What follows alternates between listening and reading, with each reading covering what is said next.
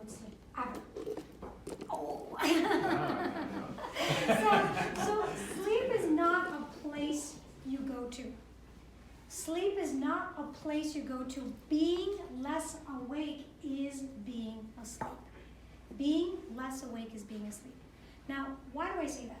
Because most people struggle with sleep and they're forcing sleep or trying to get to sleep, or they're taking medications to help them sleep, or they're doing other things to help them relax and sleep. But sleep is not a place you go to. Being less awake is being asleep. So the brain is an electrical circuit, okay? So if you know electricity, there's a wavelength of energy that flows through our brain.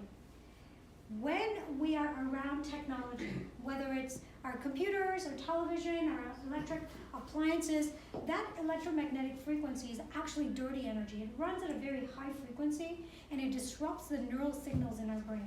Okay? It keeps us in a hyper-vigilant, hyper-aroused state. You all are now, hopefully awake, in the beta state. That's when your brain is running at a frequency of 12 to 24 waves per second. But let's say we take a hike, we go by a river, we sit by a lake, we're relaxed in nature, we're syncing with the Earth's natural electromagnetic current. That's called alpha. Your brain slows down to a frequency of 10 to 12 waves per second. That is the Zen state, that is the calm state, that's the creative state that we're in when we meditate. When you go into dream state and you're sort of awake, sort of asleep, your brain is slowing down even further to 8 to 10 waves per second, called theta. And when you're dead asleep, you're in delta. That's when your brain is so slow, it's running at 0.5 to 4 waves per second. Sleep is not a place you go to. Being less awake is being asleep. Okay? When you slow the electrical frequency in your brain from being wakeful, beta, to being slow, delta, that's sleep. Hypervigilance, hyperarousal, waking up the brain, comes from all kinds of things. The information that you see, hear, smell, touch, taste, causes the brain to become hyperaroused. It releases chemicals in the brain, histamine, acetylcholine, epinephrine, norepinephrine, cortisol. These chemicals, when we cause them to go up, because we are causing them to go up, causes our brain to stay wakeful. When we choose to reduce those chemicals in our brain through changes in behavior, we go to sleep. Okay, so the brain is reacting to the things that we're putting in our mouth and seeing through our eyes and hearing through our ears. So if you have trouble getting out of the hyperarousal state, first of all, I have a few tips. What you eat matters.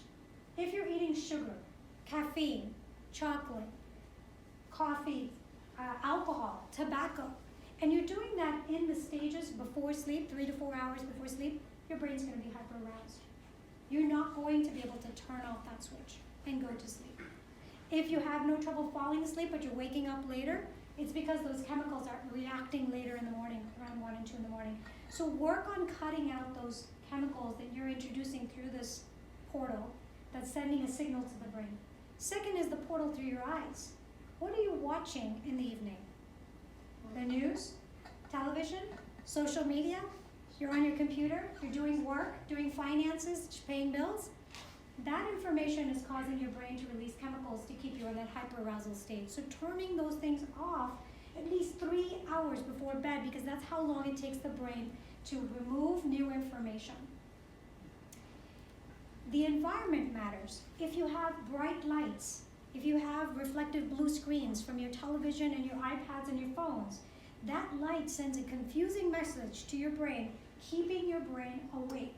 It lowers the hormone melatonin, so your brain does not allow you to fall asleep. So turn off your technology at least an hour before bed. Okay? So turn off the lights, dim the lights, make sure your room is dark wherever you plan on sleeping. Turn the temperature down. Interestingly enough, cooler temperatures are better for sleep. If your room is hot, you're not going to sleep. Now, the other thing is your alarm clock. If you're facing your alarm clock and you're constantly checking the time, that's signaling your brain that it's time to stay awake. So turn that alarm clock away. So everything that you take in, if you're having arguments at the end of the day, you have toxic relationships, you're drinking and eating foods that you shouldn't, you're engaging in activities that cause you to be stressed in the evening, it's causing a chemical reaction in your brain and keeping your brain in a wakeful state. To go from beta to alpha, try to do something like breath work. Try to do something like a meditative practice. Download an app called Insight Timer, it's free, and listen to somebody guiding you into sleep. Do a relaxing stretch, do some gentle walking, do music, anything that you can see, hear, touch, feel, smell, taste that makes you more relaxed. I recommend relaxing teas. There are medicinal teas out there that actually induce sleep. Holy basil, valerian, lemon balm, passion flower. You can even get blends called sleepy time tea instead of your nightcap. And try that for at least 2 weeks, you'll see a shift in your quality of sleep. If you wake up in the middle of the night gasping for air, if you are snoring loudly, if you find yourself tired during the day, please see your doctor, get evaluated for sleep apnea. Lack of sleep or sleep apnea causes severe problems with health. It causes weight gain, mood changes, depression, memory loss, low testosterone, obesity, heart disease, diabetes, autoimmune disease, chronic pain, inflammation, the gamut. So sleep is important. Sleep has been the one thing that's been maintained since the time of the dinosaurs. If it was not essential, we would have evolved out of it, but we didn't. So it is important, and it's needed for our bodies to repair. So if you're not getting a good night's sleep, think about the things that you might be doing to get in the way of your sleep. Make those shifts. Give yourself 2 weeks for new behavior and new habits.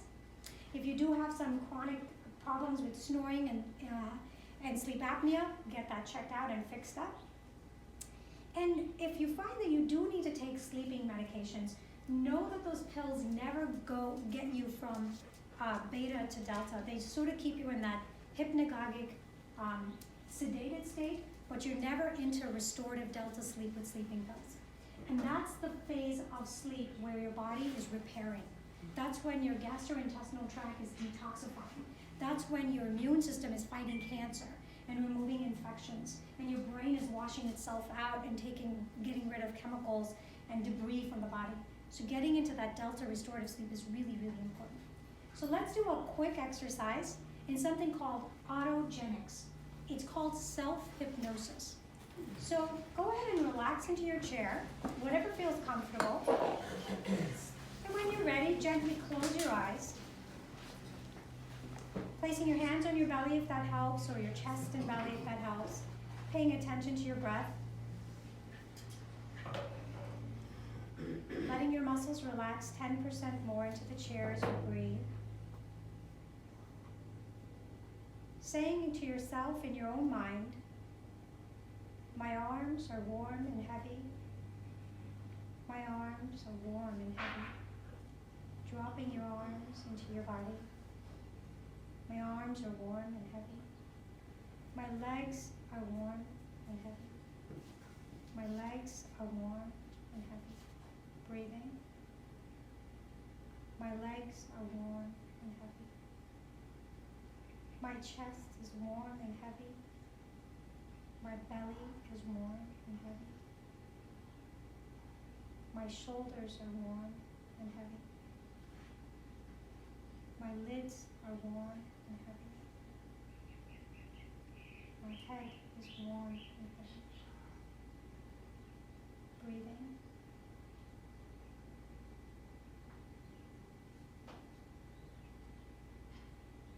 And I am calm. I am safe. I am rested.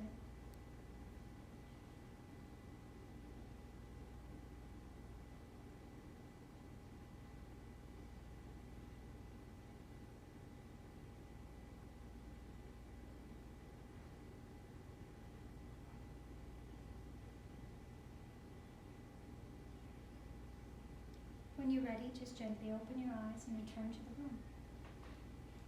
How does that feel? Feel better? So autogenics is a method of sleep induction, and you can do this to yourself repeating yourself that your arms are warm and heavy, your legs are warm and heavy, your chest, your shoulders, your back, your eyelids, your face, you're cool, you're calm, you're relaxed, you're safe. These signals that you send to yourself during times of sleep turn off the fight or flight and help induce sleep.